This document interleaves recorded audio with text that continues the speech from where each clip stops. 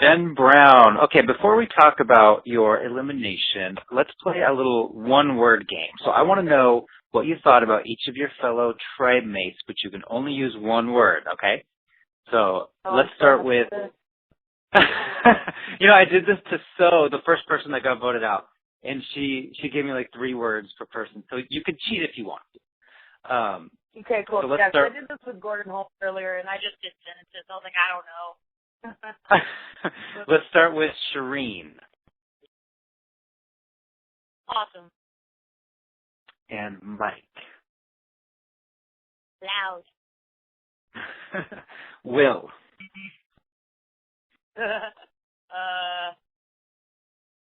I don't know, man. Carolyn.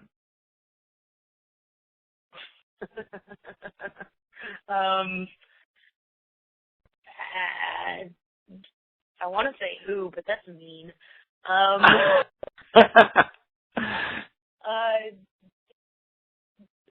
don't know. Where's she from, the Bronx or something? Brooklyn? Queens. I'll go with Queens.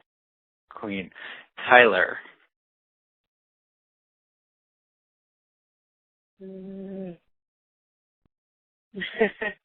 feel like he'd be on Slytherin. I go Slytherin. Rodney. Yes. Hand sanitizer.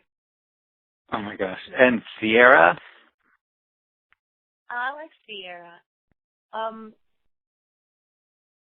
Sweet. And last but not least, Dan. No. Did you say no? Just no. Okay, hey, do you think Will went too far making those personal attacks against Sherine? That was pretty brutal. Or is nothing off limits in Survivor? There's a thing where people say nothing's off limits, but I think there is a line that was crossed and then jumped over, and then he threw a bomb on the line and said the line never existed, and now I'm just doing what I want to do. I'm crazy. That was the most uncalled for thing I've ever seen in my life. I did not see it coming from Will in any way, shape, or form. It makes me view him as a totally different person. I just don't get where it came from because he was always so kind to me. And he was very kind to me after the fact still. But the fact that he could treat someone that way and yell at someone that way and tell them that they have no family when they are estranged from their family because of reasons that Will knows about.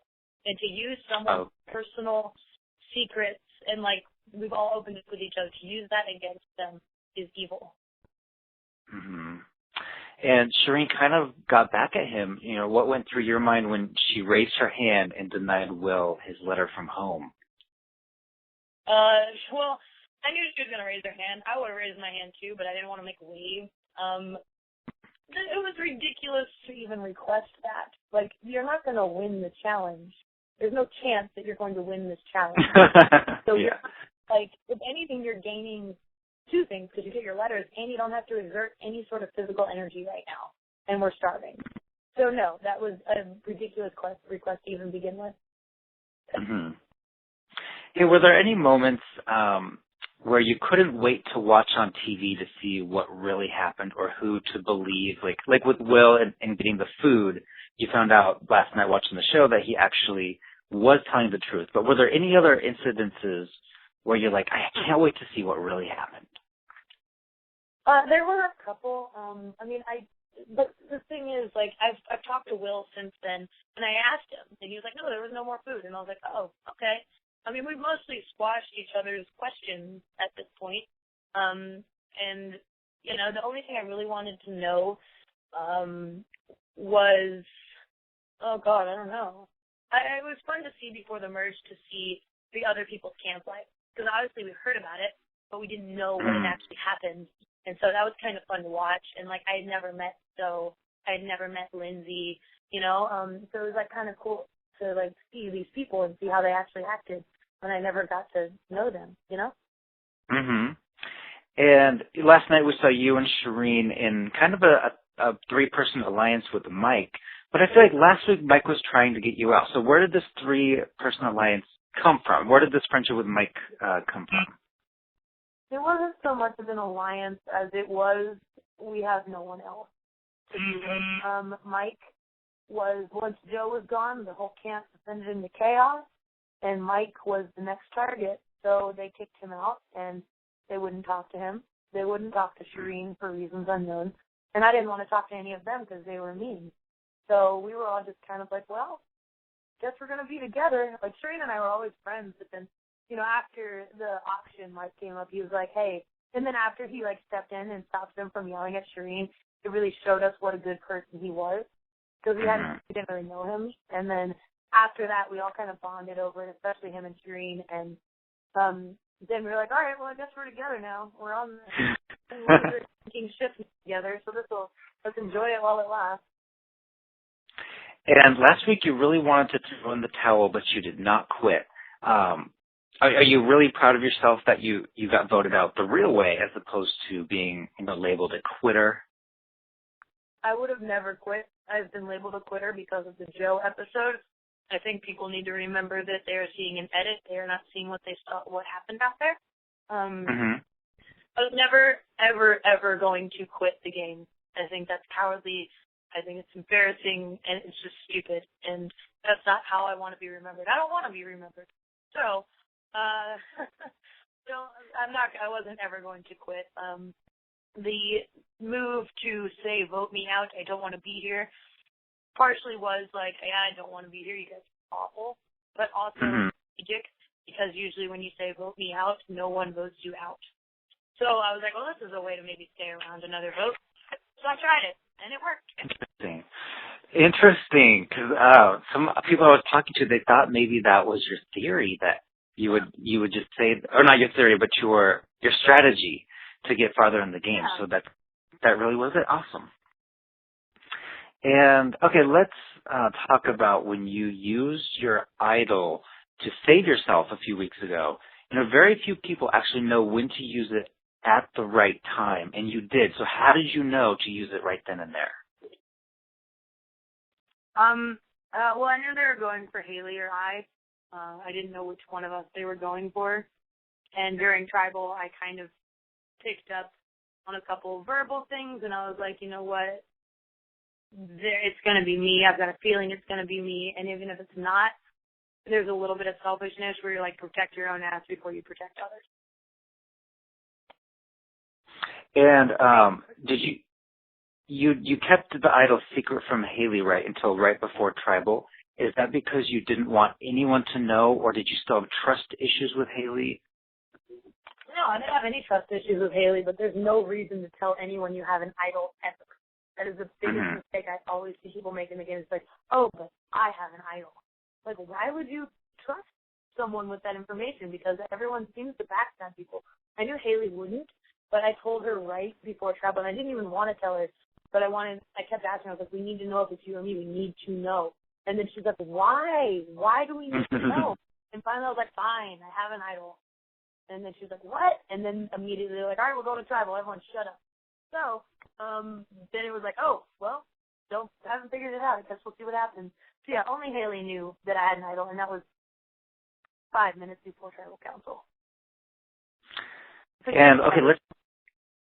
Oh, sorry. Oh, you're let's say you made it to the very end.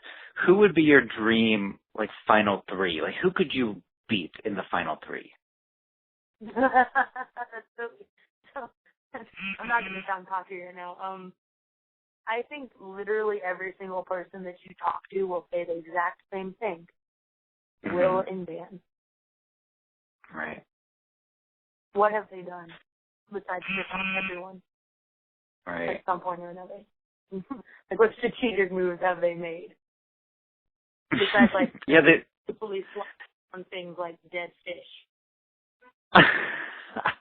They've made a couple mistakes out there, yeah. A couple?